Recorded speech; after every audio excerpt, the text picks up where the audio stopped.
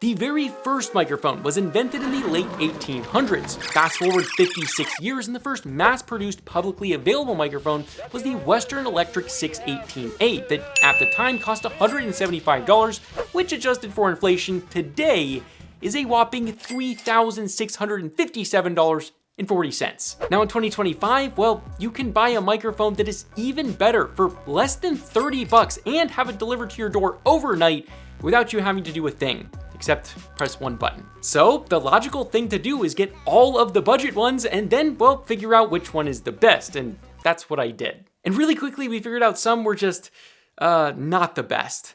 This mic under $30 is just way too sensitive. Revive me, bro. Eric, revive me. Revive me, bro. The D20 from FDUCE may look cool, but it just sounds awful. Check, check, check. 1, 2, 3. And this Fifine microphone was immediately disqualified, having a terrible buzzing noise floor. It's really annoying. Just listen. Now, with some of the bad ones out of the way, we were actually very surprised at how good some of the extremely inexpensive ones were. All of these you're about to listen to are under $30. Let's take a listen together and see which one is best. Gordon Ramsay makes good food. Check, check, check. 1, 2, 3. Gordon Ramsay makes good food. Check, check, check. 1, 2, 3. Gordon Ramsay makes good food. Check, check, check. 1, 2, 3. Gordon Ramsay makes good food. Check, check, check. 1, 2, 3. The first one was the Movo UM700, then the Maono DGM20, the Samson Meteor, and then finally the Fifine A6V. Oh, and all of the mics I test in this video will have Amazon links in the description, so if you want to go check those out, they're down there. Of all of those, I think it's clear that the Fifine took the cake. I mean, it just sounds so good for the price. However, just normal talking isn't the only test that we need to really assess the mic's quality and what it's good at overall, so let's listen to the singing test. Somewhere over the rainbow, skies are blue. Somewhere over the rainbow, skies are blue. The Movo and Fifine were definitely the best for singing, though the Movo needs to be tuned a bit in post, and here is what that sounds like after some EQ adjustments. Somewhere over the rainbow, somewhere over the rainbow. Now clearly, the Fifine sounds better than the Movo, but it still is a little bit sharp on the upper end, so not great for singing, so I would say this is more suited for voiceover commentary, like gaming, things like that. But since we're talking about that, in contrast to the singing test, what about a test for all of the ragey gamers and streamers? Well, we did a test for you guys too. Revive me. Eric, revive me, bro! Revive me, Eric, revive me. Revive me, bro! Revive me, Eric, revive me, bro! Revive me, bro! Eric, revive me, bro! Revive me! Again, the Movo and Fifine taking the W here, handling yelling quite well. But honestly, the Maono and the Samsung did very well here. Trust me, some of the other mics just cannot handle it. But audio quality is not the only thing that determines how good a mic is. Rejection can be equally as important depending on your environment. Rejection is how good a microphone is at picking up the intended voice or sound, while not picking up or rejecting the sound outside of the intended voice or sound. This could be sounds right behind the microphone, like typing on a keyboard, or the sides, like someone vacuuming the hallway, or just your family being way too loud outside your room, or inside for that matter. We're going to test this with 3 different tests. The first, me typing on a mechanical keyboard right under the microphone, like it would be on your desk. The second, someone vacuuming in the hallway with my door open. And the third, my girlfriend having a full conversation on the phone in my doorway. So inconsiderate.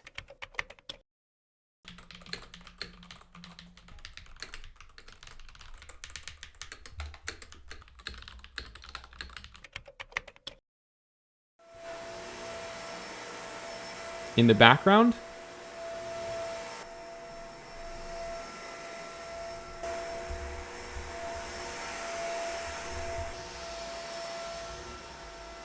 some people. All right, guys, now for the ambient test of someone talking in the background. What's going on? It's been a while since I've talked to you, buddy. How are the kids? Hey, Jared, how's the kids? You gotta do. This is someone talking in the background, so yeah. That dog is the cutest thing in the world. No, it's not. That dog is so freaking cute. That is like the cutest dog that I've ever Rudest person I've ever met. Did you hear the massive difference with the keyboard test? The Samson completely fell short here, having so many of those bassy hits. If you can't hear those bassy hits, make sure to put on headphones so you can listen to the sound test again to really get an idea of what it's gonna sound like. Now, the Maono wasn't great either, making those not best suited for gamers and streamers. I think it's obvious that the Fifine is the clear winner here, but even with how good the quality is for under 30 bucks, it's good for the price. You just can't get amazing detail and clarity at this price point. So let's bump it up just a little bit, because obviously this is a full budget video. Raising the price from $30 up to a max of $60 gives you a lot more options while still staying comfortably low for the benefit of your bank account. However, this is also where we found the most, well, just unimpressive mics. We're testing the FDUCE SL40, the Sudotack ST800, the Fifine AM8, the Logitech Orb, the Razer Seiren Mini, the FDUCE D20, the HyperX Solocast, and the Tonor TD510. Now, we already know the FDUCE D20 is awful, but for fun, this is the D20 versus the previous Fifine A6V. Keep in mind that the D20 is the more expensive mic, not the cheaper one. Check, check, check. 1, 2, 3. Check, check, check. 1, 2, 3. We can also rule out the Fifine AM8 because one, it just doesn't sound good. Gordon Ramsay makes good food. Gordon Ramsay makes good food. And two, it had a buzzing sound that by itself would disqualify it. All right, so this one's having a weird buzzing thing. I don't know. It's not happening all the time. It's weirdly going in and out. I don't know, guys. That leaves 6 mics. Take a listen. Gordon Ramsay makes good food. Gordon Ramsay makes good food. Gordon Ramsay makes good food. Gordon Ramsay makes good food. Gordon Ramsay makes good food. Gordon Ramsay makes good food. Now, most of those sounded pretty good. Logitech Orb. But there's actually only one that I think is actually worth it. To show you what makes me think that, you need to know their price.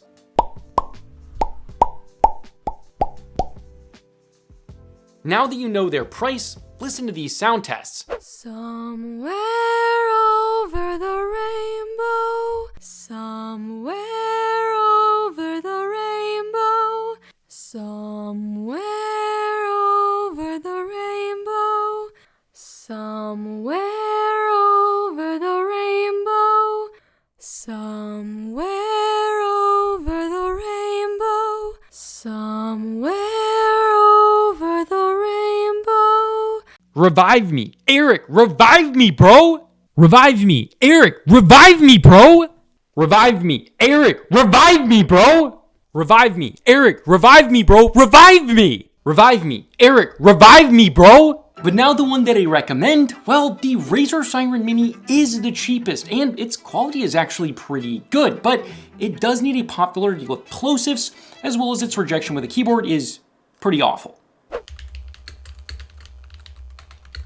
It's also not compatible with Mac. Now, the HyperX Solocast, on the other hand, has even clearer quality than the Razer. It's also basically the same price, and it is compatible with Mac, but it's plagued with the same issue, having horrible rejection with a keyboard. Take a listen.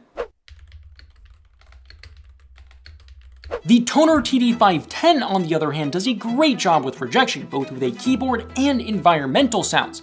However, the sound profile is very bassy and not true to life, as well as having issues with plosives. Now, the sound profile isn't necessarily a bad thing, as some people may prefer this sound profile, but I think most people will prefer a true to life sound. So then, the FDUCE SL40, right? It has great audio quality, handles rejection of a keyboard very well, has fantastic build quality, and even has an XLR connection if you prefer that over USB. Well, it's actually not this one either, because it's just too expensive at $54.99. Comparing this to the mics we're about to test in the $60 to $80 price point, which is just a little bit more, literally $5–10 bucks more than this one, they're in an entire level above something like this FDUCE D20. So then that leaves the Sudotack ST800. It's well priced at $43.54 at the time of filming, has really nice quality, does great with rejection of a keyboard, didn't do amazing on the Yell test, but for singers or using this for voiceovers, this is a great mic at a really good price point. Otherwise though, I would bump it up to the next price category because you get a lot more for your money.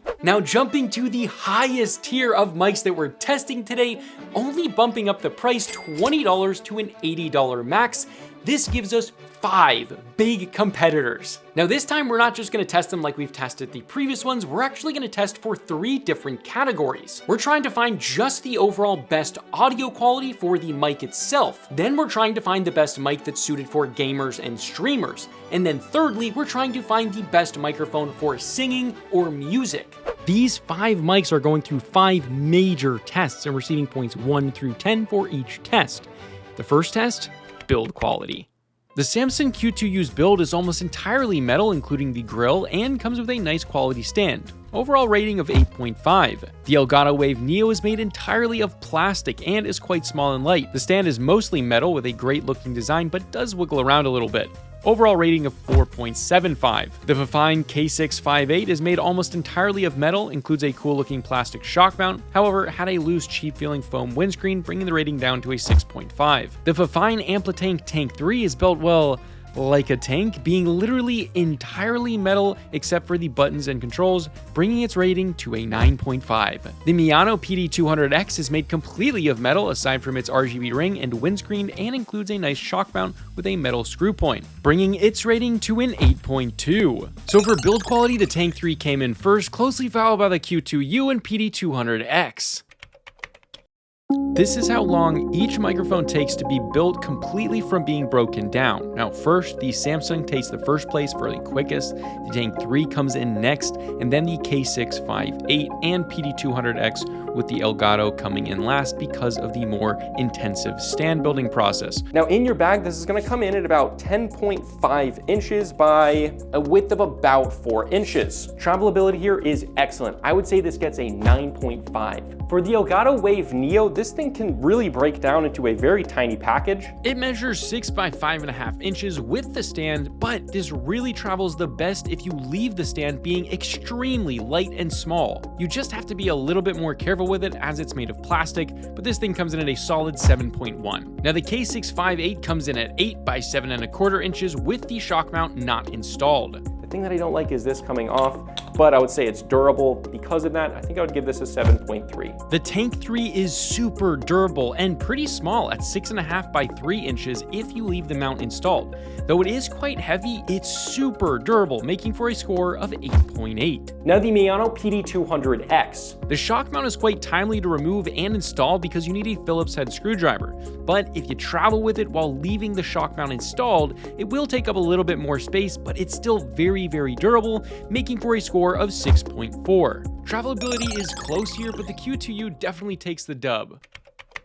For controls and software with the Q2U, well, this doesn't have a software. It has an on and off switch, and it's got these headphone volume adjustment buttons, but since it doesn't have any special features, I'm just gonna give it a 5.5. Now for the Elgato Wave Neo, well, this doesn't really have any controls on it except a mic mute switch right there. However, it's also very good out of the box, but it does have a software. In the Wavelink software, you can adjust everything from monitor mix to headphone volume, mute and unmute, and there's also a mode called Voice Focus that is basically a background noise canceling mode. However, the coolest thing is having the ability to adjust a fully custom EQ. Even though this doesn't have a bunch of controls on it itself, I still think because that software is so freaking useful, I'm going in 8.5. The controls for the K658, well, it has a volume wheel right here. You have a mute switch right there, as well as a touch sensitive button to adjust the RGB on the bottom of the stand.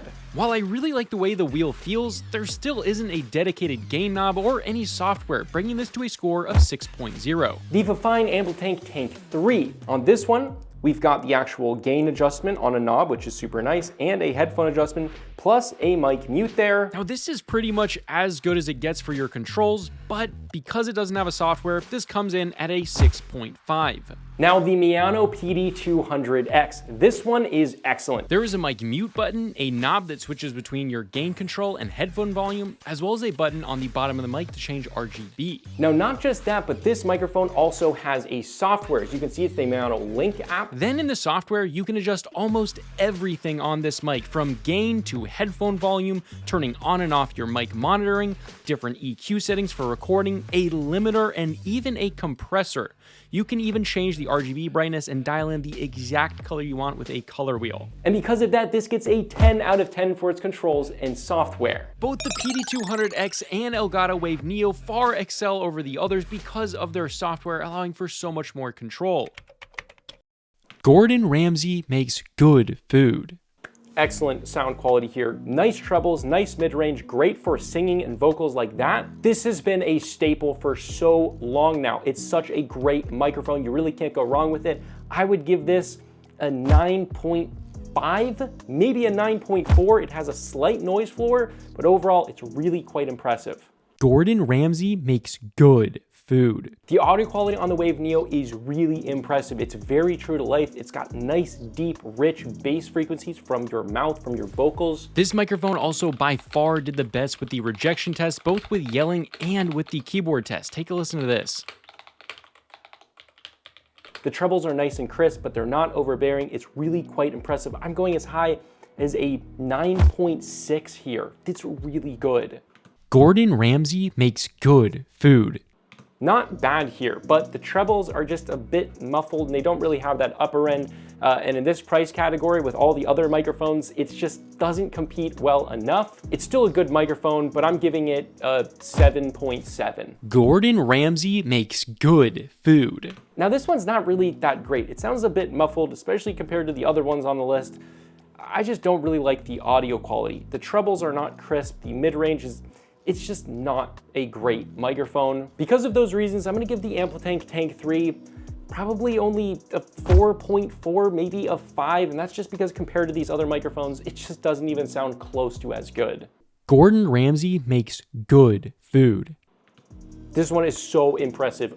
Ultra low noise floor. You're basically hear nothing here. The trebles are so crisp, but not overbearing. Just sounds very true to life. It's got great bass frequencies. It sounds really impressively true to life. This one is excellent. Definitely the best one on the list. This comes in at a 9.8, maybe just make it a 10 because it is the best on the list. Now totaling up all the scores, these are the best for overall quality, best for streamers and gamers, and the best for singers and musicians. For the overall best audio quality, the Maono PD200X is absolutely the best. It's very true to life, has a fantastic low noise floor, and it looks pretty dang good. However, it didn't do great on the yell test, so if you are a gamer or streamer who kind of does rage, though, there is a better microphone for that. And that award goes to the extremely impressive Elgato Wave Neo. I love this mic. Now, while the build quality of the mic itself is mainly plastic, the amazing ability to have fantastic rejection, both of keyboards as well as doing extremely well on the yell test, but it also has audio quality that is very close to the PD200X. This is a very, very good microphone. For singers and musicians, well, it's the Samson Q2U. This thing has been a staple, and it continues to be a staple. This is a hair away from both the Elgato Wave Neo and the PD200X in terms of quality, with just a little bit more noise floor, but oh my gosh. All three of these mics are fantastic, and if you want to check out any of them or any of the mics I have in this video, there's Amazon links below for the US, UK, Canada, and international links. And let me know if you like this new style, but this is a consumer tech review, and I'll see you guys in the next video.